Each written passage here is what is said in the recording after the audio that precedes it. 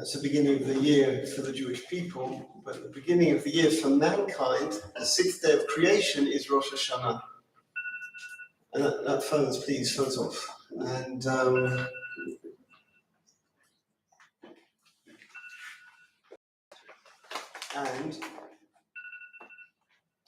Jackie's allowed, she thinks.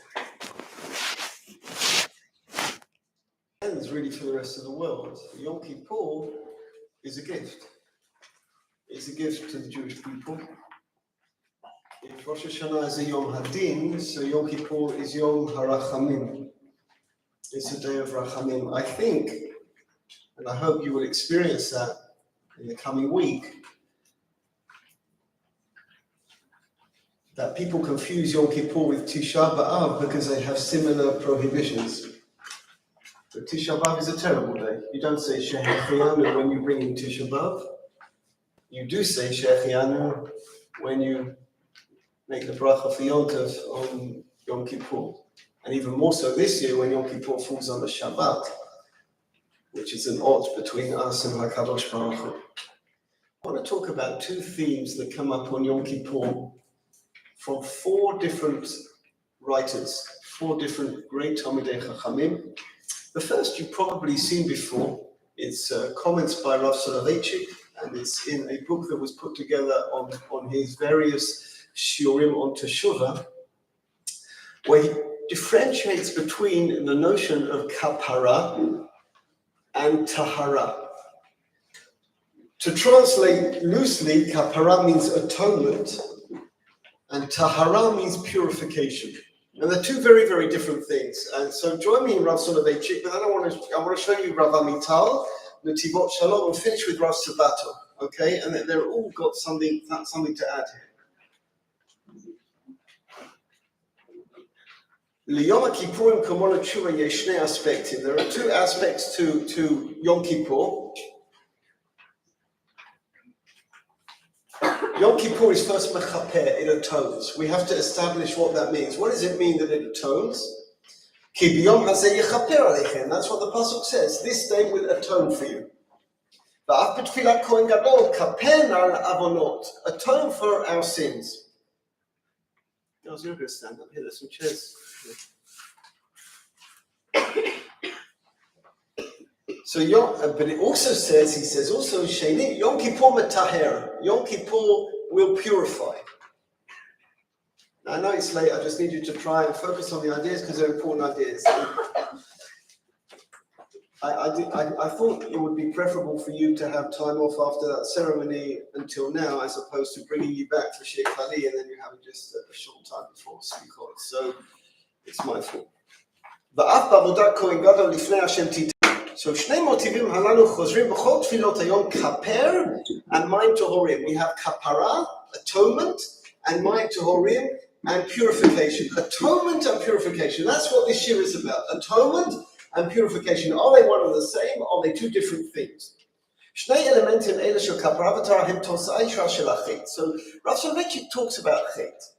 And he wants to talk about chet. And again, when you do something wrong, and if this is hard for you to imagine it in a dietary way as well, because it's the same physical as it is spiritual. That you do something wrong, there are two elements to you doing something wrong. Nemi, you're here. I'll mark you in. You just won't mark, but I can see you. כדי להבין מהן כפרה וטהרה, יש לדעת מהן חיוב וטומאה ביחס. החטא ועונשו נולדו כאחד. The hate, the sin, and the punishment for the sin come together. Very often we create the punishment ourselves. Eventually, when I get to David and Bathsheba in eternity, I will try and prove to you that everything that happens to David after the sin of Bathsheba is the ramification of the sin. All the different things that happened are the ramification of the sin. Had he not sinned, they wouldn't have happened. You can say it's a punishment, or you can say he created the punishment for himself by doing what he did. And I can prove it with Avshalom, I can prove it with all of them. So every single sin will be punished. Chazal say this very clearly. There is no such thing as God understands. Do you want to get a hot drink? No, do you want to get a hot drink? Oh, you have one, okay. So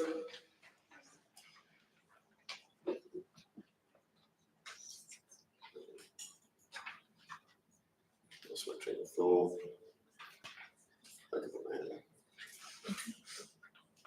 There is no such thing as not being punished for a sin. Sometimes we say God understands. The Gemara Bavna says God doesn't understand. He gave a list of things to do, we don't do them, he doesn't understand. There is Rachamim, but God doesn't understand. And we are told that eventually we will have to answer for every single misdemeanor that we did in our lives, and we'll be rewarded for every good thing that we did in our lives as well. He quotes that Gemara. Someone who thinks that God is going to let things go, you do a sin, God's going to let it go. You're wrong. That's not the way it works. ובתורה כתוב, ידעתי כי השם אלוקיך הוא אלוהים האל הנאמן שומע הברית והחסד לא עבר ושומר מצוותיו ולעבדו משלם מסוים בפניו לעבידו. אין יהדות בלי האמונה בשכר ועונש. It is fundamental to Judaism that there is reward and punishment. There is such a thing as reward and punishment. בלי התודעה כי החטא איננו דבר חולף ועובר כלא היה. The fact that I've done something wrong will not simply disappear. It won't disappear. מבלי להשיח עליו רושם המחייב עונש. And I need to be punished for what I've done. החטא והעונש צמודים הם. So the sin and the punishment of the sin. Can you just put it on the floor? Can you put it on the floor? I have an airborne allergy to these things. רצונך, הרי עצם הגדרת החטא היא בכך שאין כאן אקט הכורך עם עונש, שאין חטא בלי עונש. So what is kapara? Kapara relates to the punishment. Atonement relates to the punishment. Listen to what he says. It's mechila. It means the punishment is taken away. I did something wrong. I was meant to be punished. I get kapara. I get atonement. What does that mean? I won't be punished. That's what it means. המושג מחילה מקורו בדיני ממונות, כאדם מוחל לחבר על כסף. You owe someone money, he's mochel, he says, forget it. So that's what mechila is, right? I'm mochel. It's not this stupid game that people play over, are you mochel, you're really mochel. It's important. You hurt someone's feeling, you go, oh, you're mochel. And if they're mochel, then they annul it. ככה הקדוש ברוך הוא מוחל לאדם על העונש שהוא חייב, כפרה מלשון מחיקה. That's what kapara is. God will cancel with you a punishment and God will be mochel on that punishment. But that's not where it ends. I want to go a bit further down to the final paragraph in this column. But that's only relating to the punishment that is due to me because I did something wrong. There's something else that is due to me. When I do something wrong, I damage my soul. This is what I was relating to before when I said you can try and work out on a dietary level the same thing.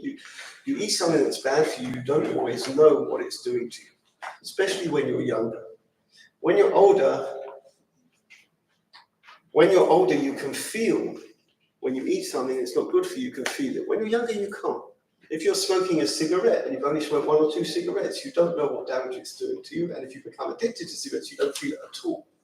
But it doesn't mean that damage isn't taking place. If you compare your mind, your souls to a hard disk of a computer. So I knew this before, but I learned it over the summer. I was having a drink of water by my computer. The whole thing spilled on my computer, and the computer was fine at the beginning. I kind of cleaned it off, it was fine. And then the next day it wouldn't open and wouldn't react to anything. I called Mother, it didn't in any way work. But they were able to save the hard disk. Magnificent, right? They took the hard disk out of my computer and they transferred all of the hard disk into the next guy. I didn't lose anything at all, just time, but I didn't lose anything at all. What's a hard disk, ladies? I can tell you about my hard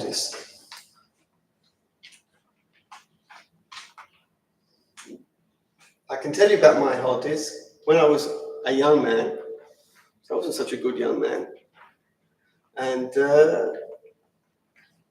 I saw a lot of things that from boys shouldn't see. You know, I went to rock concerts, I saw movies. I can't get rid of them. You understand? I can't get rid of them. They're on my hard disk forever. It doesn't matter whether I like them, whether I wanted to hear the words, didn't want to hear the words. I can stand here now. I won't. And sing Bohemian Rhapsody from the beginning to the end. I think We Are the Champions. Under Pressure. I can sing that too. I can go right through the whole Beatles. I think it would probably entertain you much more than the Shiur is entertaining you, but I can't get rid of it. It's not like I'm listening to it now. I can't get rid of it. It's on my heart. It's forever. Any film that I watch. Even if I was watching the film for educational purposes, but there's a scene in the film that just shouldn't be. I don't know why Steven Spielberg had to put certain scenes in Schindler's List. It doesn't add to the story, it doesn't take away. And it was such an excellent film. He put scenes in there for that little girl with women. Doesn't need to be there, doesn't add to the story. So he was okay, it doesn't add to the story. And if you see the scene, you've got it forever. It doesn't matter you watch the film because you want to know about the Holocaust, but you've got that scene in your mind forever. It's hard disk. So the hate isn't just bringing an onesh, the hate is metameh. It damages my soul. Now, you say you don't feel it, you can't feel it. That doesn't mean that you're perfect. It just means that we're so far down that it doesn't affect us. You know, the first time I told some people today, the first time I was trying to impress my elder sister's friends behind the shul. I'm trying to but behind the shul by our school in Hasmonean, and they were all smoking, and I said, I can smoke. But I was like 14, and I can smoke, whatever. They said, okay, have a smoke, David. So I said, yeah, have a smoke. So I put a cigarette in my mouth, and they all burst out laughing. So I said, what's so funny? So I said, well, that's not how you smoke. So I said, well, how do you smoke? Mm-hmm. So I said, go this. So I said, okay. And I threw up. Ala makom. Bad credit, right? Bad credit. Damn. They had the laugh of their lives. I told my sister, she had the laugh of her lives. And why? Because my body's not used to it. I feel it straight away. I eventually became quite addicted. I was smoking 30 a day until my wife said she wouldn't marry me unless I stopped, and I stopped in a day. Mine was true, but I didn't feel a thing. So because I didn't feel a thing, it wasn't damaging me. So HaBerachah, now I can go to the beach and I can see the opposite sex, not dressed properly, it doesn't affect me. I'm holier than the Harim. What are you talking about, holier? You're not holier, you're so tummy, you don't even feel it. You're so sick with it, you don't even feel how sick you are. Mamashkach. You know, I was once in the Mishpat HaGiyus. I was going to do another medical because they often lose your medicals in the army. If you've ever been in the army, you'll know that you have to say Hallel Yom Ha'atzmaut because you know how ridiculously the army is run. And then you understand we've still got a country. And then you just say Hallel with even more kavana. And in front of me was this Haredo, but he wouldn't speak to the soldier. There's a woman soldier. He wouldn't speak to her because he's single and she's single. So his father's with him, answering all the questions. That's how it works. You ever go there? That's what you'll see. You'll see an older man with a younger man. The younger man's got his eyes down like this, and the older man's like looking because he's married and so on and so forth. And she's asking questions, and the younger one's muttering, and the older man's answering. And they went away, and then it was my turn. And she said to me, "That is so offensive. What just happened?" And I kind of said, I took a bit of Rabbi Sassoon on, and I said, well, it really depends which way you look at it. She said, well, what do you mean? I said, well, if you weren't worth looking at, he would look at you. You're worth looking at, so it's a compliment. You're so worth looking at, he doesn't want to look at you. I meant it. It wasn't apologetics. I meant it. It affects him.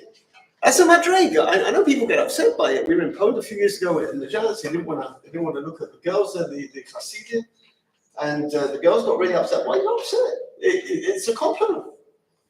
You think it's ridiculous? Why? Because you mix with boys and they don't look the other way, so they're more holy. We are so tummy within, we don't even feel it. We don't feel it when these things affect us. We don't understand the halachas even, or what they're talking about, because we don't think it affects us. So it's not just that the hate is mechayev onesh, the hate's metameh. It damages my soul. When my soul goes up to heaven, in order for my soul to be in heaven and to succeed in heaven, my soul has to be purified. So this is where he goes, this is the second part. Hachet gam metameh, yesh musag shel tumat hachet, kol hatanach maleh b'musag shel hizdahamot hidlakut. It's like an infection that you have A dirt, higalut al yedei achet, hatuma nehefech lechelek b'shuto shel achoteh. When you've done a sin, it becomes part of who you are. And so it's not enough to get kapara. Kapara gets you out of being punished. But if you want to be purified, you need tahara. So Rav Soloveitchik will go on to tell it. I don't think I have enough time to elaborate. He will go on to explain to us how Yom Kippur is mechaper. We see a difference in Rav Amital and Netivot Shalom. Yom Kippur is mechaper. That's a gift from HaKadosh Baruch Hu. Yom Kippur will be mechaper. But you've got to be metaher. Titharu, you have to be metaher. You have to work out how you can make good, purify, cleanse.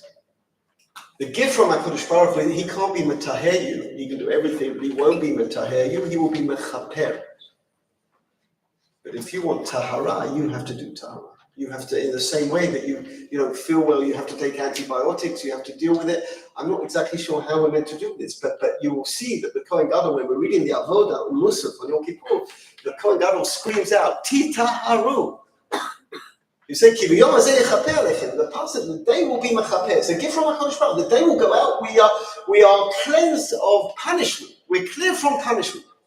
It's probably the best time to die. It's right at the end of Ne'ilah. Because you've got kapara. Go straight up to heaven, I'm clean. But you're still tamei. You have to do something to become tahor. It's interesting, when you go to the mikveh, please go. I love going to the mikveh very much. When you go to the mikveh,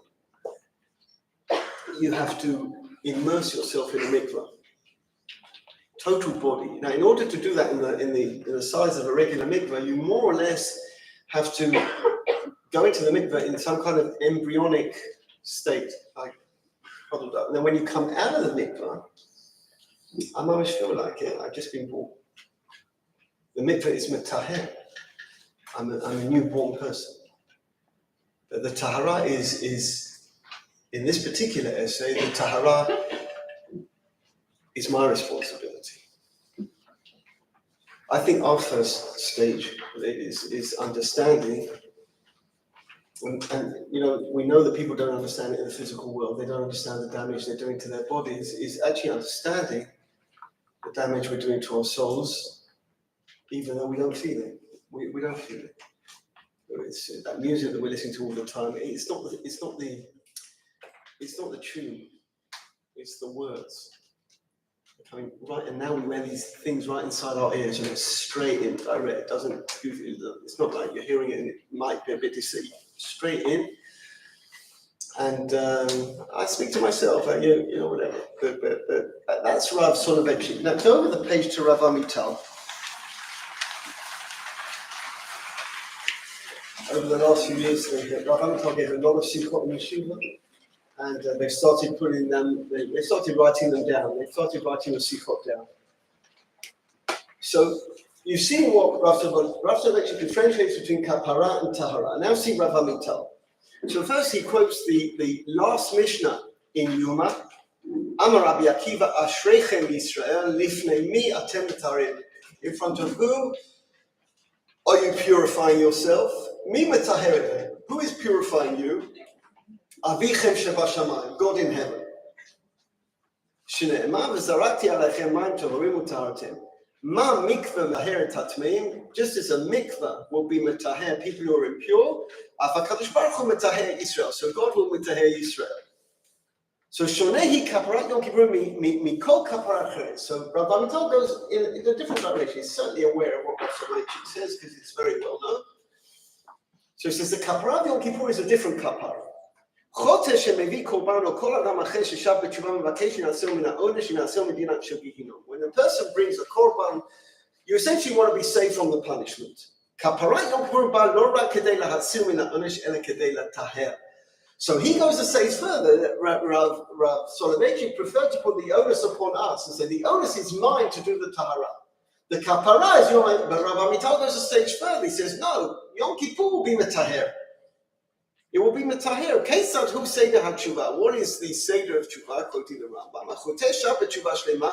Ozer et darkov haraot. Chozer lekem et mitzvot Hashem b'chol yom u'datei b'mitzvot karat v'chamura.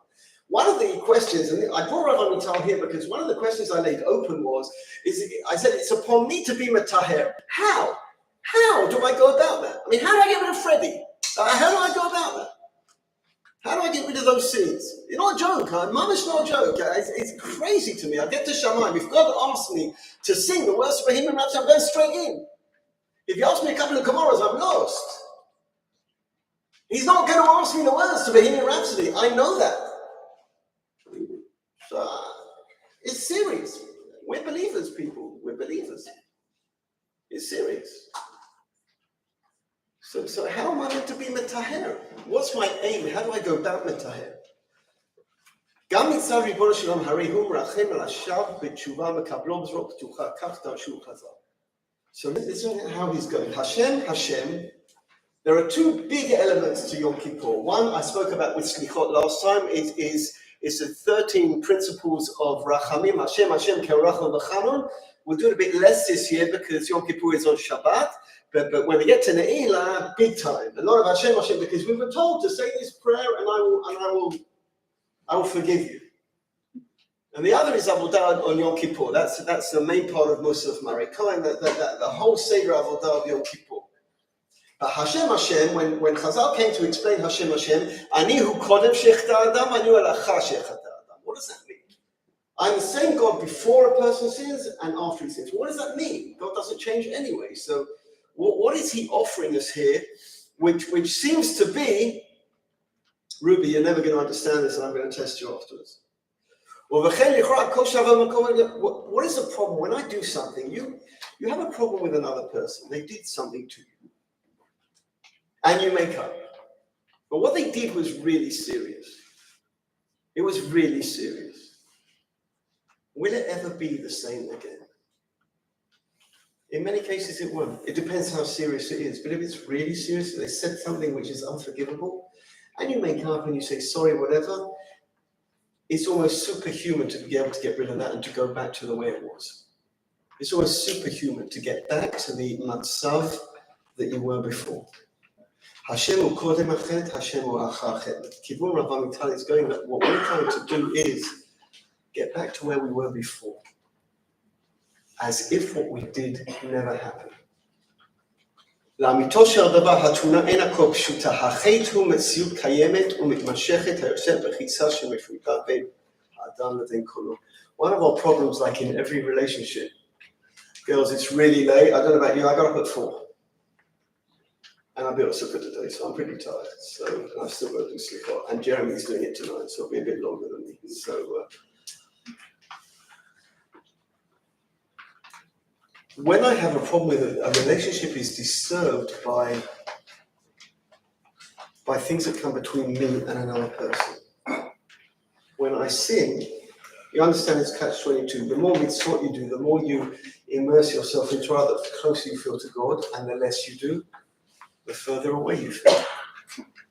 So the chait, the pagam of the chait, he's trying to put into words what Rav Soloveitchik spoke about. The damage of the chait is that it distances me from God. The more I do things that I'm not meant to do, the further I feel away from God. כי אם עוונותיכם היו מבדילים ביניכם לבין אלוהיכם, התשובה נישאה אומנם את המחיצה שיצר החטא. So what's our aim in Teshuvah? The aim of Tahara is to destroy the mechitza that has been created between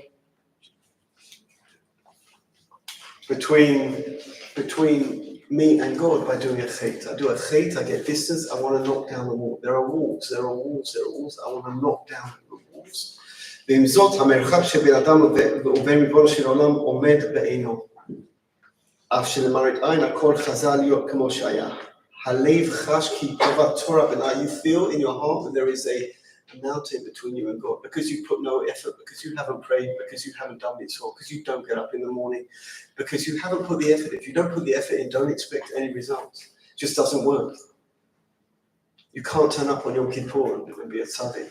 If you haven't put the effort in, if you haven't prepared, if you haven't That's what slichot are about, right? It's an effort. It's hard for everyone to do these hours, for everyone. And in the Sephardi world, we're doing it for a month. Every single day at 5 o'clock, an hour of davening. They don't cut. In my shul, they don't cut at all. Every single day for an hour. For a month. It will be 5 weeks by the time we get to the end of this week. And everyone's tired. But making an effort so that when you turn up on God's doorstep on Yom Kippur, you feel close to HaKadosh Baruch Hu. But if you don't put any effort at all. I spoke to you about this Erev Rosh Hashanah. What do you do on Erev Rosh Hashanah? What do you do on Erev Yom Kippur? Yeah, that's sure. You lost your mind. You lost your mind. It's Erev Yom Kippur, yeah, that's sure. I mean, you're by the Kotel, you just go to the Kotel, go through Tehillim. I mean, that's what I would do if I was here. Just go through the book of Tehillim, go right by the Kotel. You lost your mind, you got the shuk, you sleep in, Erev Yom Kippur. It's Erev Yom Kippur. How you prepare yourself for this day, every single minute of the day. You're going to stand in court with HaKadosh Baruch Hu. The aim of Yom Kippur is to, now I'm using him to answer Rav Soloveitchik's question, although he's saying more than Rav Soloveitchik. Rav Soloveitchik said we have to be metaher. Rav Amital says Yom Kippur is metaher, but he tells us how it's metaher. How do I cure all of these damages that I've done to myself? He says by getting close to God. You know what I love about Yom Kippur? What I love about Yom Kippur in the Midrashah? You've got nothing else to do. Now, I know you can't believe it, and you think you better ask ask Jackie, she's been so many times. So you arrive in shul at 6:30 in the morning, you've got nothing to do all day. It's just a machai. You could just pray to God. There's no one to talk to, nowhere to go, nothing to do. You can just daven as long as you want to. You can sing as many times. You can sing Hashivenu with Jeremy 25 times. It doesn't matter. And I put my watch on the side. Don't look at my watch. And finish. You can just pray to God. You're not going anywhere. You're not doing anything. It's a machai. It's just a Yom of Kiruv with HaKadosh Baruch Hu. You're just praying to HaKadosh Baruch Hu all day. It's just fantastic. There's nothing else to do. Nothing else to do. Where are you going to go? What are you going to do? We don't go to the square anyway, so we're not going to go there. So maybe if you don't feel it, you go lie down. Okay, but otherwise, what are you going to do? It's just a day of Kiruv to HaKadosh Baruch Hu. Making up for every day in the year that we walked away, we turned our backs, we went the other way because there was something much more important to do, like watch Netflix. And we just slept in. So we spent the whole year walking away, and now we're running towards God. And God's got his arms open, and Yom Kippur's got his arms open. Mamish has got his arms open. And we can, Rav Amital says, we can metaher these pegamim, this damage that we've done by distance. It's just I know that when you're in Shana Aleph, it's very hard because girls are just in shock when the first nigun starts and everyone else goes wild, and even MTA are in shock, and they've been here for half a year, and they're post-Poland or whatever. But the quicker you can tune in to what's going on, it's the most fantastic day. When Yom Kippur's finished and everyone runs out to do Kiddush Levana, I just sit there on my chair, very sad that I've got to wait another year for Yom Kippur to happen again. It's just, wow. At least it's not a leap year, so it's just 354 days. It's not 360 days or whatever, so it's not as long. It's just the most fantastic day. It's just such a chance. There's nothing else. There's nothing. Someone told me, I think this is true, that if you have your phone in your bag with you, you're still disturbed because your phone's nearby. Important messages or whatever, and you can't concentrate. But your phone's not coming with you into our auditorium. You don't need it. We have a security guy there who will tell you if there's a need. You don't need it, and there's no heter or whatever. It's a day of Kirvat to HaKadosh Baruch Hu. Shiur Yom Kippur lo haya olam omed. Uviyu havrim dav lamelech hamav tehim v'ani kirvat Elohim li'tov. The way I can cure all these pegamim, all this damage I've done to my soul, and distance myself from God. That every single time we do something, every time I forget HaBerachah, every time I speak Lashon Hara, every time I do something that I know is wrong, and we know is wrong. Lahavdil, it's like with a friend. You do things that you know your friend doesn't like. Your friendship gets distance. And it's happening all the time, every day, every single time, another misdemeanor, and this day, everything's in, it's immersion, and the whole day is a mikveh. The whole day is a mikveh, it's total immersion. I want to tell you something about Yom Kippur compared to Rosh Hashanah, because they're opposites. Rav Zevin talks about, I didn't put it in here, but I have to tell you this because it's so good. Rav Zevin says on Rosh Hashanah, the essence of the day is din. God is giving din. God is judging. But after we've been in shul and after we've done din, we go home and we eat. I go home and you eat, and you have a good festive meal.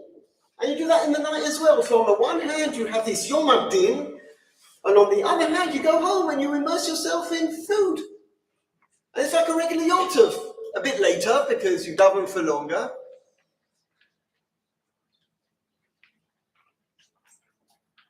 On Yom Kippur, you don't eat a thing. More than that, on Yom Kippur, when you say Kriyat Shema, you say the words Baruch Shem Kavod Malchuto Le'olam Va'ed out loud because we're like angels. Rav Zevin says something incredible when he's comparing and contrasting Rosh Hashanah to Yom Kippur. He says on Rosh Hashanah, we're bringing God down into this world. He is Melech HaOlam. We bring him into this world. And because we're staying in this world, after we bring him into this world, we eat. And we make kiddush, because we're still in this world. The Yom Kippur is totally different. We're going up there. If Shabbat is me'ein olam haba, Yom Kippur is olam haba. I'm doing the most minimal physical actions that I have to do to live for the day. I'll sleep for 5-6 hours. And that's it. I'm not going to eat, I'm not going to drink, I'm just going to pray like an angel in front of God. I'm in heaven for a day. My soul is at home. I'm not thinking about food. It's just beyond, you won't be able to think about food. Jeremy thinks too well. But Yom Kippur is such a contrast, right? On Rosh Hashanah, we bring God down. On Yom Kippur, we're going up. Now, Rosh Hashanah is the beginning of the year because as humans, we're not meant to go up. We're meant to live in this world. So Rosh Hashanah is a prototype. But Yom Kippur is for one day in the year. To just leave this world full of rubbish, full of nonsense that occupies our minds. And to go somewhere else. I don't know what goes in the minds of girls when they're davening. But I can tell you that when we finish Ne'ilah, we have quite a lot of dancing. People aren't running out to eat rogalach. I don't even think people are hungry. Someone even filmed one. So they had their phone. I think Rav Sasson wanted to see it. He wanted it filmed for some PR thing or whatever. So they kept their phone in the shul last day. I've done this show. Just dance and didn't want to leave, didn't want to finish. Because it's a glorious day. It's your soul is in heaven. But we go up to heaven for a day. If we go up to heaven for a day, then we may be able to rectify, to go back to the beginning. That's our aim, is to be able to go back to where we were before we sinned. Now have a look at the last essay here of Rav Sabata. Anila Dodi V'Dodili. There's so much comment here, but I want to give him his time. And what he gives us here as well is where Yom Kippur comes from. Okay, where Yom Kippur comes from. So bear with me. We have three, I'll explain what he's going to say. We have 3 groups of 40. When Moshe came down from Har Sinai with the Luchot, what was the date? Not all at once, because I can't hear you when you speak at once.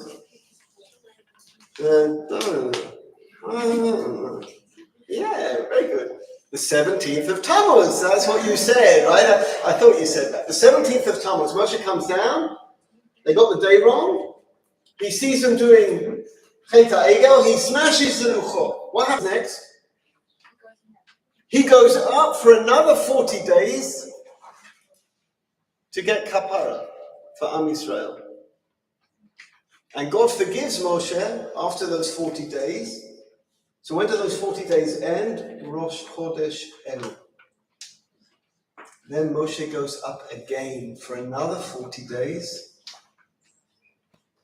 And he comes down on Yom Kippur with 2 luchot. Karishonim. There's a very interesting comment made by the Pachad Yitzchak. The Pachad Yitzchak says, we read the 10 Commandments twice. You're going to miss all of this share, you two. You're going to miss all of this share.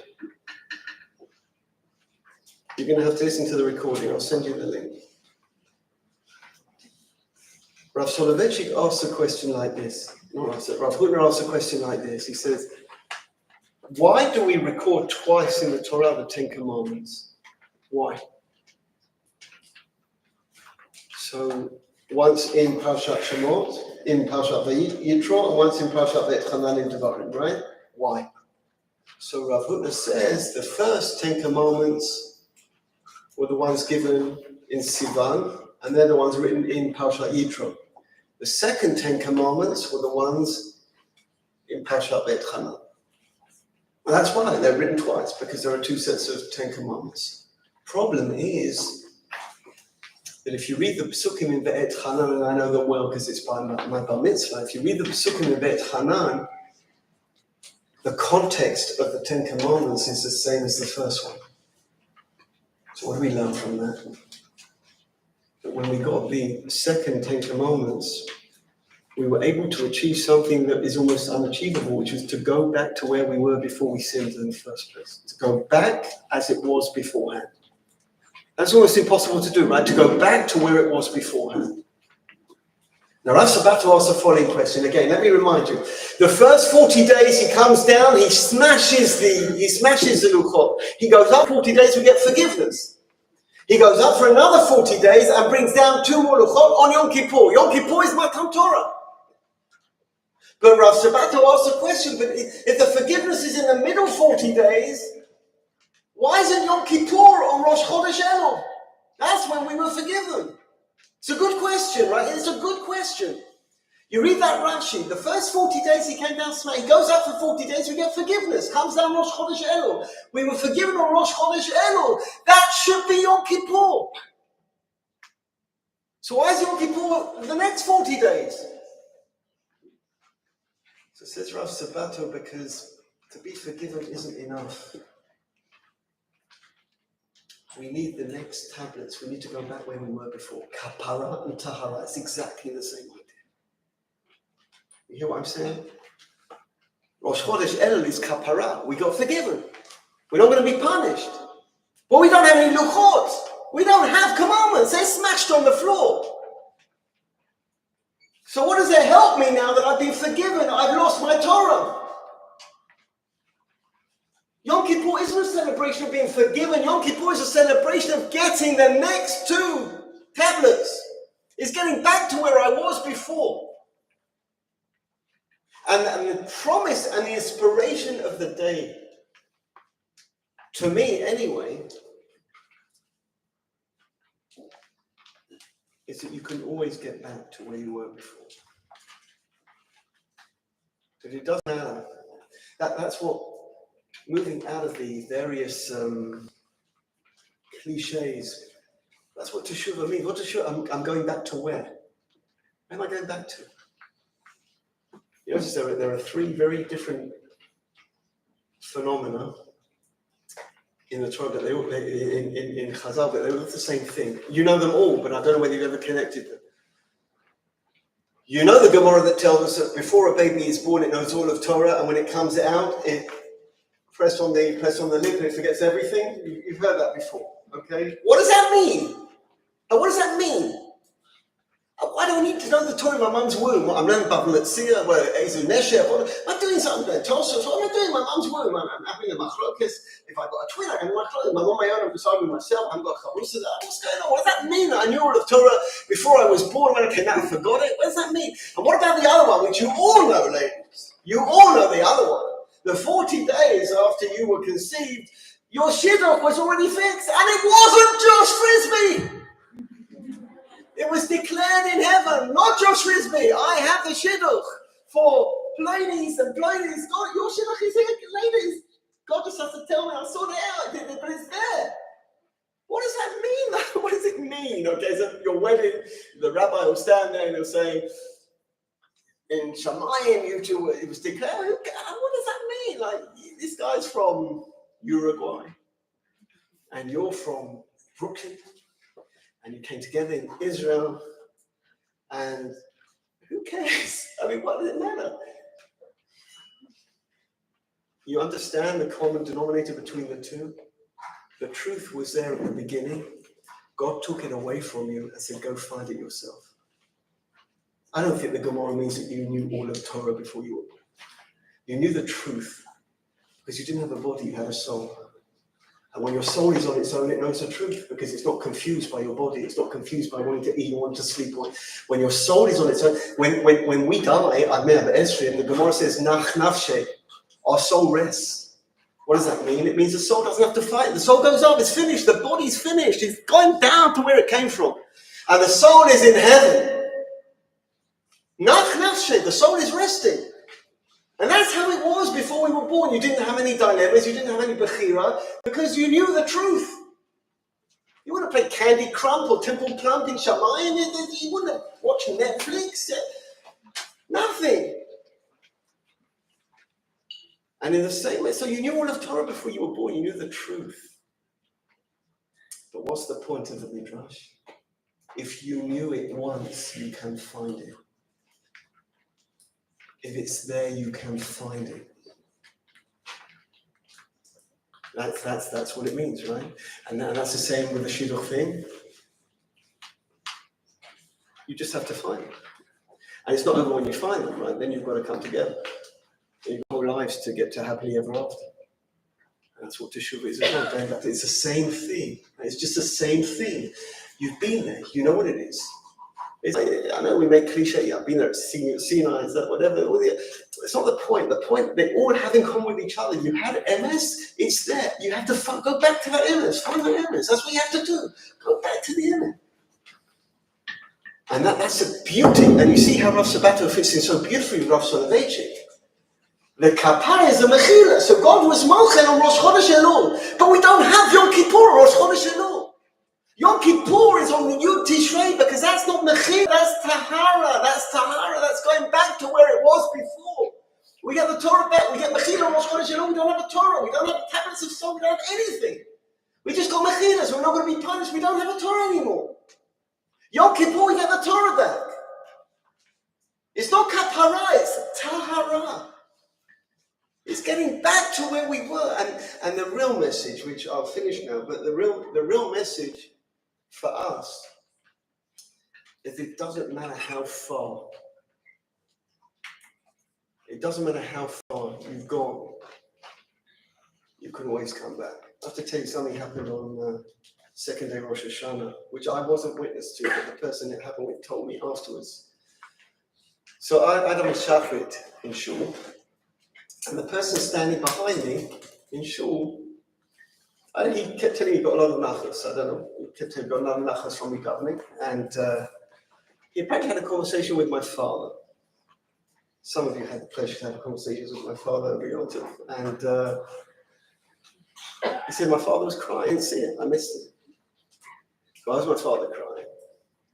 My father said when he married my mother, he didn't keep anything. The only minhag in my father's family that I'm aware of is not to sleep first day Rosh Hashanah. To stay up and talk Lashon Hara all afternoon. But not my grandma would slap you and wake you up if you don't sleep Rosh Hashanah. That was it. That was the only, my grandma, bless her, she was lovely and whatever. But that's all, nothing else. And Yizka, she went to Yizka. She sure did. Yizka.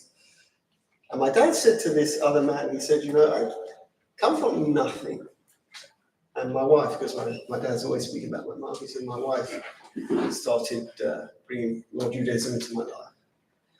And now my son started being shachris in the Orange Month. And he was crying. I didn't see that because when he told me, the other guy told me. It doesn't matter how far away you've gone, you've been there so you can go back. All of our souls come from a makor of emet, and it doesn't matter how much we're pogen. We lost the Torah, on Shiva Sabbath. That's what happened. Moshe broke the Luchot. And we got forgiven Rosh Chodesh Elul. It's godless what Rabbi Sabato says. It's godless. But why are we going to celebrate? We're going to be celebrating forgiveness. Celebrate Yom Kippur, because Yom Kippur we got told that you can start again.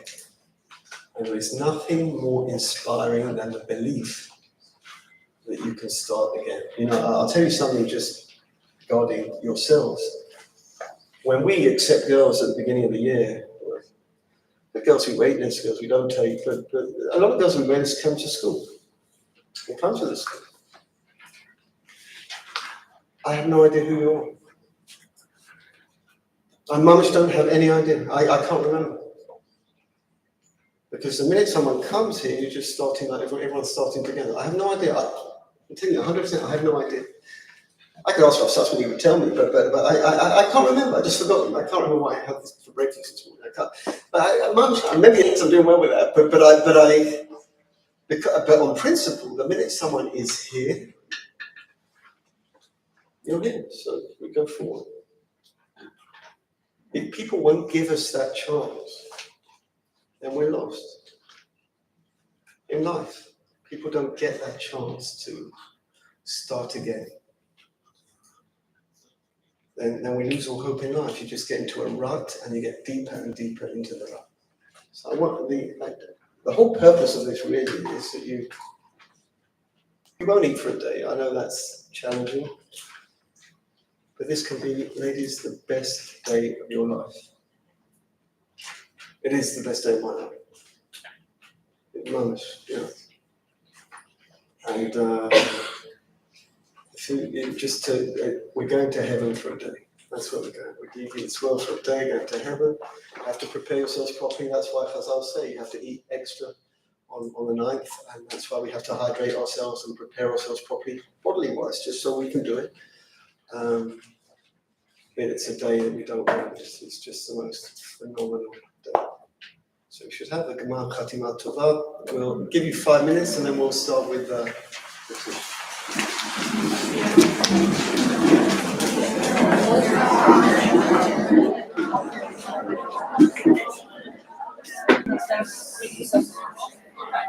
Was that what you're doing? Yeah, but I couldn't first time I